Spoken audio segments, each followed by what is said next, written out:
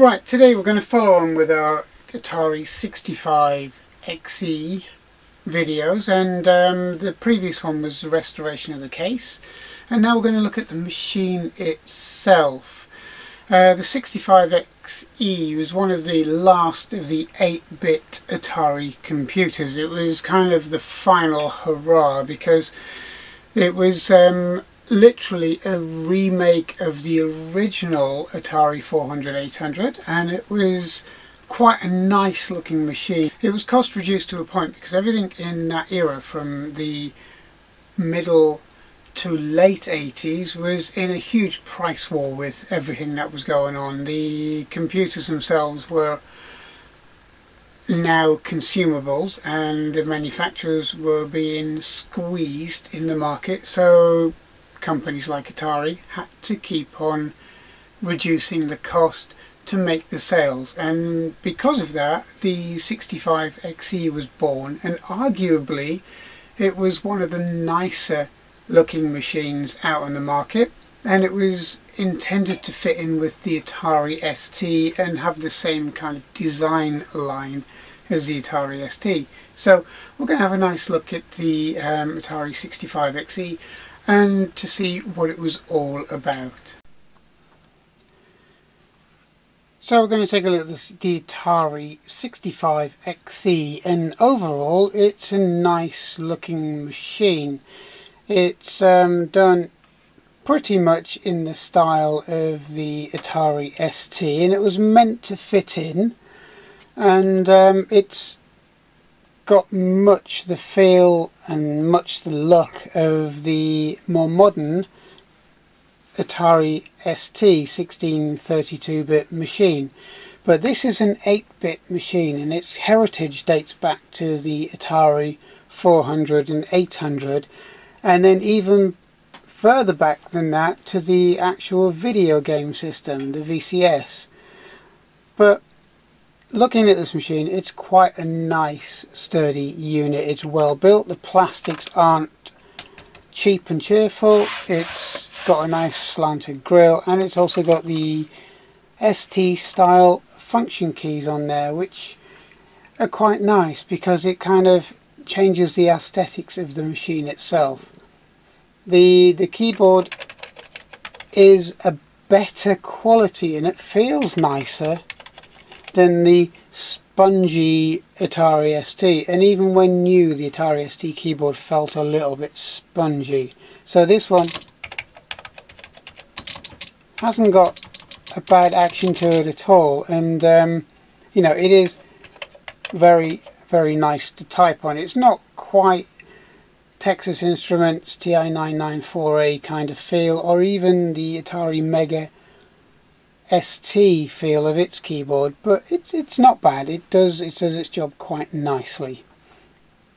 And the rest of the machine aesthetically, it's nice. It's arguably probably one of the better looking 8-bit machines that were around at the time, and you know, quite rightly so. The machine itself is reasonably compact, so if I put my hand in it, it's has a nice full-size keyboard. It's not a kind of squished up reduced item that you'd find on the TI-994A, and the whole case looks a lot more professional than a lot of the machines looked at the time. I mean, taking its design cues from its bigger brother obviously helped it a lot.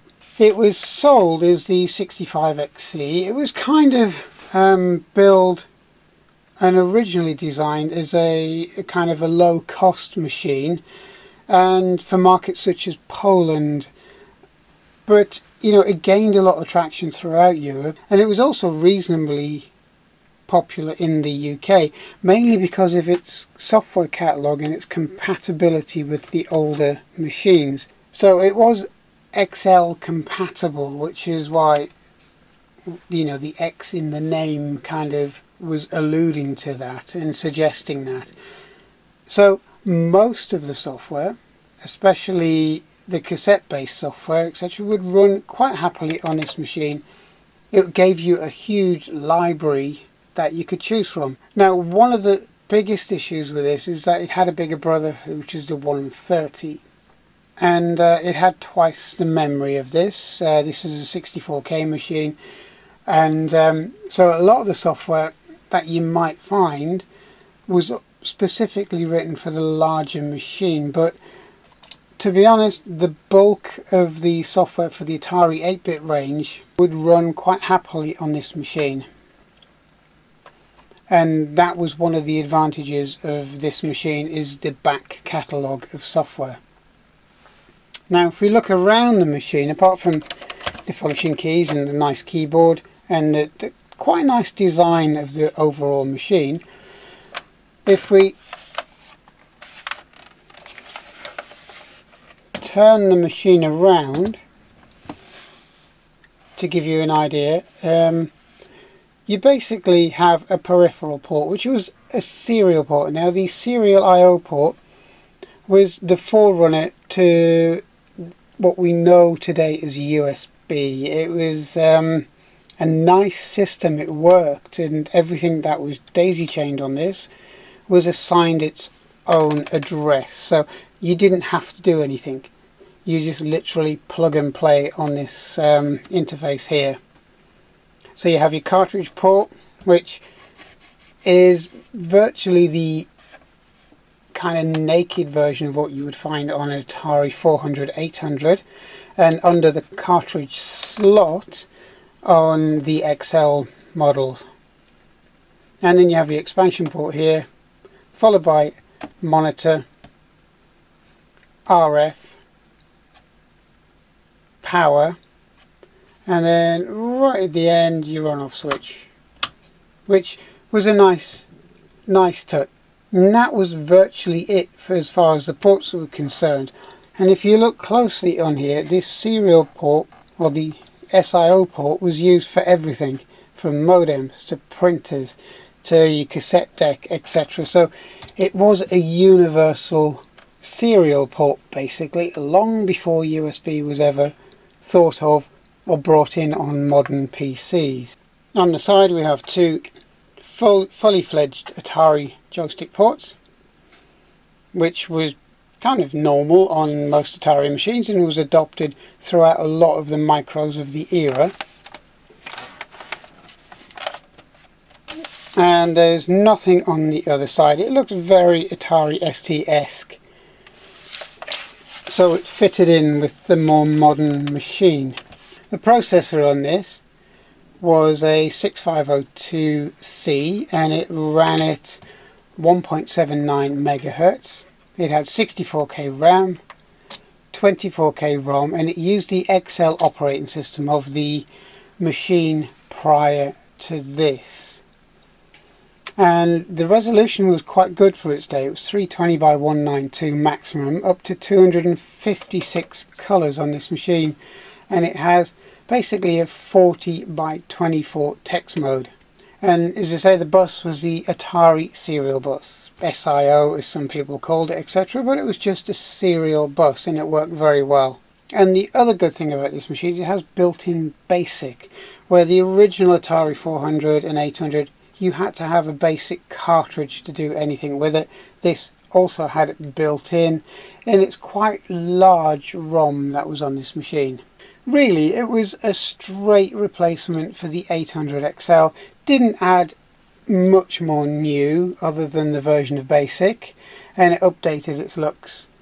It wasn't a new machine when it was brought out. It was kind of a reinvented XL, which was a reinvented 800 and a reinvented 400, which again started off as your video game system, your VCS system. So it has quite a good timeline as far as heritage goes, and you can see how it developed over the years. Now, one thing that this machine was very well known for was that it was one of the first machines not to rely on the 6502 processor for everything. So it had separate sound chips, and it had co-processors which helped with graphics, etc., which put it in a league of its own when compared to every other micro that was out there, including the TI-994A the VIC-20 and so on, when the original 400, 800 came out with that kind of coprocessor setup. And it wasn't until the Commodore 64 came along that this machine itself was being copied in a way. The architecture and the idea of using separate chips for separate functions was being replicated in other machines. Arguably though, the SID chip had a better sound range than this, but other than that, this was quite an advanced system for sound, graphics, colour, etc. when you compare it to every other machine that was out there when the original 400 and 800 was launched. And the 65XE kind of carried that on and carried the same capability on. Now there's one or two things you have to always check with a classic machine, and one of them is its power supply. This is a modern version of the power supply used on Atari machines, which uses your standard DIN here. And the reason for that is because classic power supplies tend to start breaking down and they start producing far more voltage than they should do, and it ends up ruining your machine. So always check your power supplies out, and if in any doubt, replace them. But one of the most iconic things with the Atari machines are these. The classic Atari joystick. And an Atari machine isn't complete without this style of joystick, and they're very, very stiff, and that's one of the things that was kind of noted when these machines were new. And even with the passage of time, they remain very, very stiff. There are a lot of replicas out there, and it's nice to be able to buy an original feel, original style joystick, but the replicas tend to be micro switched, and that kind of makes them a little bit harder to use, because with the stiffness of the original rubber and the micro switches, it comes a little bit too stiff at times. But it's not something that, you know, would really put you off from using it, and it's nice to have an original feeling and an original looking joystick. Most people, when they first bought these machines, would use a cassette deck, but I'm going to go a little bit more modern with that. I'm going to use an SD Max drive with your Atari serial adapter on here. So it basically replicates the functionality of a cassette deck, but in a more modern style, and it's much more convenient, much smaller, and also everything you could ever want would be stored on the SD card in the front here. So with the S Drive Max connected, we have this screen on boot up, which is a little different to what you would normally get on an Atari 8-bit machine, and that's because it's basically an SD drive and it stores everything that you want on the drive itself. So you can skip down the software that you like. So if I go to games, and then I can pick a game from here. As I say, they can store a lot of games on a single card for an 8-bit machine. This is what makes or made the Atari special.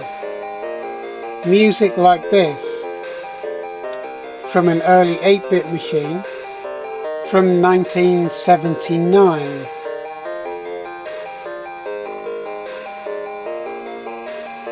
Long before the Commodore 64.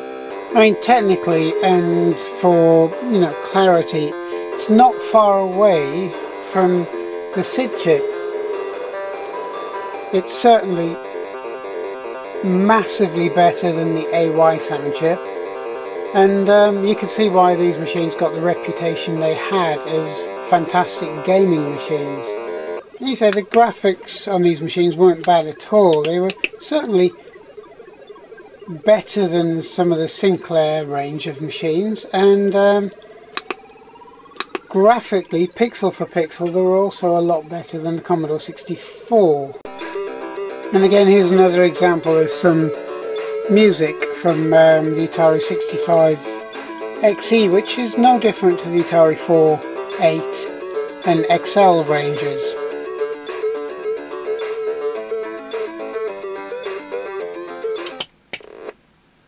And again, this is one of a slightly earlier game.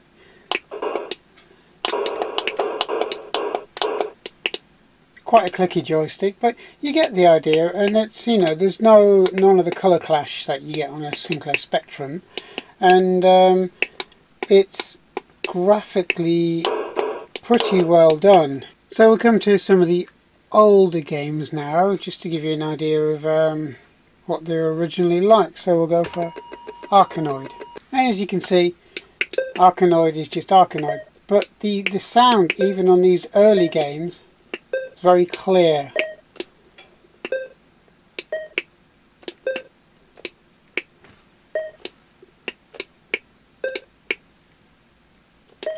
And even on a game like this, it was a cut above what you got on a lot of other machines at the time.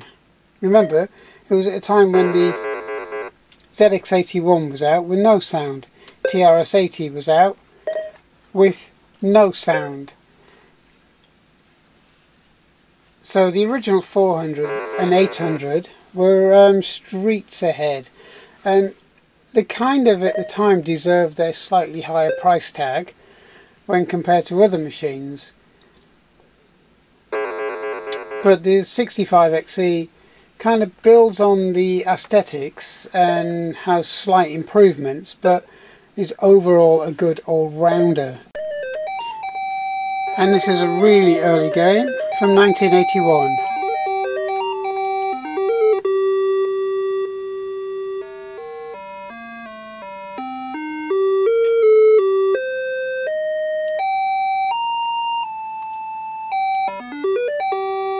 And you can see how programmers got to grips with the sound chip and also the graphics capabilities of this machine. And it improved throughout its life. And we even had ports from the Spectrum of Manic Miner with infinitely better sounding music.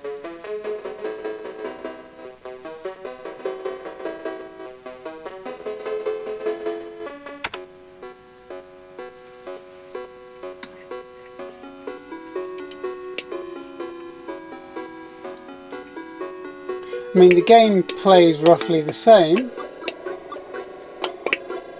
but the music is infinitesimally better. It's so much nicer.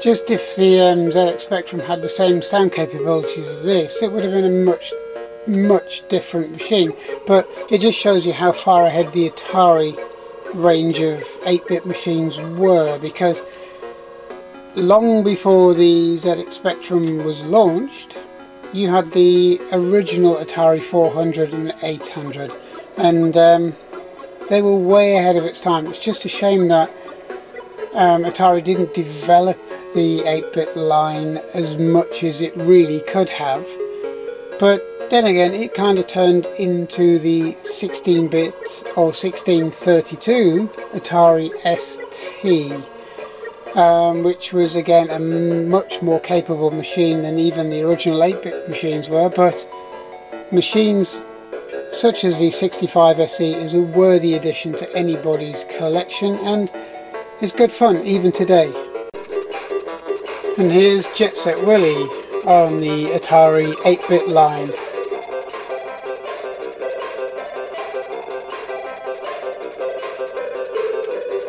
Graphics are a little more chunky on this, but at the end of the day, the sound is fantastic. It's almost Commodore 64 SID chip quality.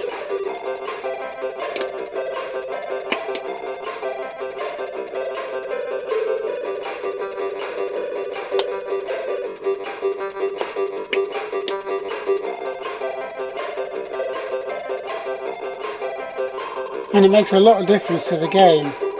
So thanks for having a look with me at this machine, and I hope you enjoyed what you've seen. The 65XE wasn't a bad machine. It was kind of cost reduced, but you know, it was a nice looking unit with decent case and components and plastics, and it was arguably better quality than the Atari ST, especially in the design and the plastics used in its case. But unfortunately the motherboards were not of very good quality, which is why they're kind of getting a bit scarce now, because working ones are quite rare now, and it's nice to keep the original hardware going before we're having to resort to emulation probably a little bit further down the line. But try and keep them going and look after them. Okay, so thanks for watching, thanks for listening, and I hope you enjoyed this, and I'll see you on this channel shortly when we do some more on maybe on another 8-bit line or even the Atari itself. So please subscribe if you enjoyed this, and I'll see you soon.